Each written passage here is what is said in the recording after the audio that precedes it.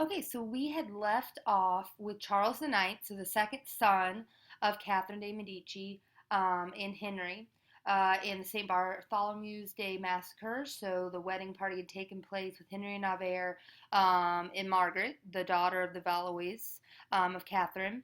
And so it's supposed to be a reconciliation between the Protestants and the Catholics. Um, and the negotiations for the wedding had specified that the Huguenots in Paris come to the wedding unarmed, and we talked about the member of the wedding party being massacred, Admiral Gaspard de Coligny. Battered corpse thrown from the window. We talked about castrated, then dragged through the dusty streets of Paris by children. So wouldn't you like to have been in that organization?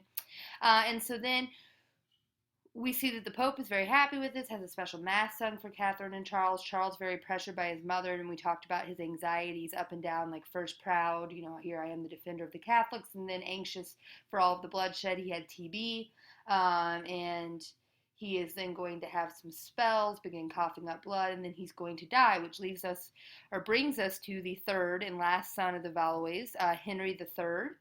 Uh, Charles IX died in 1574, and his brother is not in much better shape. He's only going to rule from 1574 to 1589. And what happens at his coronation is the crown twice slipped from Henry's head, and this is a very bad omen in such a superstitious age. Also, Henry was a king of contradictions. He seemed pious and very Catholic and undertook religious pilgrimages. He hoped to bring about the revival of faith, of Catholicism, in his kingdom, but he also then on the other side of it, proclaiming to be pious, spends a ton of money, spends money with abandon. He enjoys dressing up as a woman, while lavishing every attention on the handsome young men he gathered around him. And as you can imagine, in this time frame, dressing like a woman and these attentions and things, being Catholic, not very well liked, not very well liked by the Protestants either, because he's Catholic, but also because of his behavior. And this brings us up to our War of the Three Henrys. And so, just a little introduction of where we're going. We have Henry of Guise, who is from the Guise family, very super Catholic, supported by this Catholic League that's been wanting to put down Protestantism in Europe, and so he's supported by them. Then we have Henry Navarre, and he's the gentleman that just married Margaret, that had the whole, murder thing go down at his wedding dinner. He is a Bourbon, and so he's going to be very Protestant. And he is now married to the king's sister, so Henry III's sister Margaret. The Valois is married to him, so the wedding's still commenced. And then we're going to have Henry III, which we're talking about right now, who was a Valois, who is a king who is going to try to do all of these things to kind of liberalize France. And so then in 1588, the year of the Spanish Armada, one of our key dates, the Duke of Guise is going to be assassinated by Henry III, so our king at this time, bodyguards. And so this is going to very much upset the Guise family, of course, being very powerful, so is assassinated. So the Guise family gets a Catholic priest to get really close to Henry III and to whisper something to him, so very close enough to whisper in his ear. And he is actually going to be stabbed in the stomach by that priest. And so now we have Henry III dead. So we have Henry of Guise, the super Catholic guy, gone. He's killed. He's assassinated by Henry III. Then we have Henry III assassinated by a priest of the Guise family. So we have those two Henrys gone. And so now we only have one Henry left. So we only had to have a confusing three Henrys for just a little bit. So we have King Henry of Navarre. He is married to Margaret, the Valois. He is now the king because he's married to the Valois daughter, and he's going to take the title of Henry IV. And he is a Bourbon, so he is Protestant. So Henry, but now one Henry. And so we find ourselves in a funny predicament. We now have France, a very Catholic nation, although we talked about Protestantism sneaking in, and now we have a Protestant king. So we kind of come full circle, and Henry is actually going to be the most important kings in French history and our first Bourbon king. And so Henry IV, his rise to power is going to end the French civil wars that we have been discussing, these wars of religion, and place France on a gradual course towards absolutism. He's actually very well liked. And part of that is probably because he's a politique, just like Elizabeth I in England. He is Protestant, but he cares more about power than he does about ideology. He's going to seek practical solutions, just like Elizabeth did, rather than ideological ones like Philip II. Like Philip II wasn't going to make a decision on what's best for his nation, particularly in the long run, but he made his decisions based on religion. So Henry is going to be a politique. He is going to, have been fighting these Catholics in these civil wars because he was a Protestant. But now that he is king, he realizes the power of being king is more important than any ideology, and he is going to decide to convert to Catholicism to gain the loyalty of Paris. He has allegedly stated or allegedly said that Paris is worth the mass. And what this means is that being king is worth being Catholic. But it's pretty well researched that in his heart or privately, he remained a Calvinist.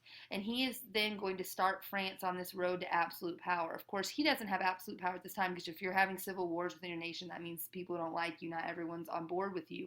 But he's going to make some really important decisions, specifically one we're getting ready to talk about, that is going to put France on that road to absolute power that we're going to get into in our next unit with nation building.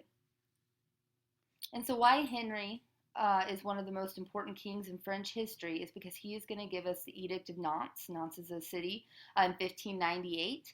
It's super important. It comes up in every review, AP Euro book. It comes up in the AP test, so it's super important that you know this. And why is because it's going to grant a degree of religious toleration to the Huguenots. So you need to remember at this time that Henry of Navarre is now Henry IV.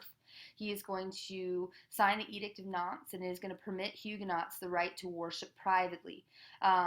This is really important, but because before the Huguenots had been so persecuted in France. So it's not public worship, however. That's not allowed. Like, you aren't allowed to have like these public sermons. You aren't allowed to try to convert Catholics into Protestantism.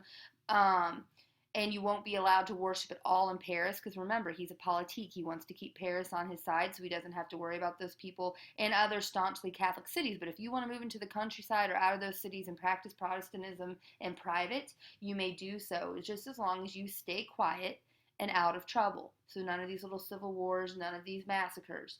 It's going to allow Huguenots to access universities. So now we're going to see that Protestants can be educated. This will allow them also to hold public office and the right to maintain some 200 fortified towns in west and southwestern France for self-protection. Remember, he's like giving them safe havens. They've been so persecuted, so he's going to give them these fortified towns to protect them from Catholics. This is going to come back to later haunt French kings, but right now it's a good thing. We're going to talk about later about how you wouldn't want these fortified cities if you're an absolute monarch, and what they're going to have to deal with later. In reality, the edict was more like a truce in the religious wars rather than recognition of religious tolerance. So it's more of a like, hey, let's settle down, let's stop this. And that puts them really on the path in France to an absolute monarch that's going to have rule over all other people. Nevertheless, however, the edict gave Huguenots more religious protection than perhaps any other religious minority in Europe at this time. And so this is going to bring us up to our end of Unit 1.4. We will discuss the 30 Years' War in class on Tuesday because it's the most important war of the 17th century. We're going to speak about it in class. We talked about Spain, England, France, and then our last nation or kingdom we're going to talk about is the Holy Roman Empire in Germany, and how that key date, 1555, the Peace of Augsburg, is now falling apart after 60 years. So we're going to discuss that in class, and we're going to then have our FRQ core analysis worksheet document for you to look at and video to look at so that you can prepare for a study day then on Thursday and then our exam the following week. So you want to make sure that you have your study questions packet up to the 30 Years' War done and your reading done, and we will pick up with this in class. Also, essential questions, essay questions that you may want to be concerned with for this portion are analyze the impact that religion played in the Dutch Revolt, the French Civil Wars, and then we will get to the 30 Years' War in class. And then also analyze the extent to which the religious policies of the following rulers were successful. You need to know Philip II, so the level of success they had with religious policies. So, Philip was very ideological. Then Elizabeth I, who's a politique, and Henry IV is a politique. And we are taking James I, Charles I, and Oliver Cromwell off our list until Unit 2. I think it'd just be more cohesive to address England all at once, as well as the Dutch Republic. And so we'll pick up with our last essential questions, 3, 4, and 5, in class with the 30 Years' War. So we'll probably spend about 15 to 20 minutes on the 30 Years' War in class on Tuesday. We'll talk about where you need to be in the reading, take a look at your study packets, and assign the FRQ core analysis video so that you're prepared to write on your exam next week. And then we'll do a review day, get caught up, talk about our notebook checks and all of those things as we move towards our first exam. We'll be ready for Unit 2, where we're going to incorporate the skills that we already have, plus some new things such as reading quizzes and utilizing some video quizzes within these lectures. So I hope you had a great weekend.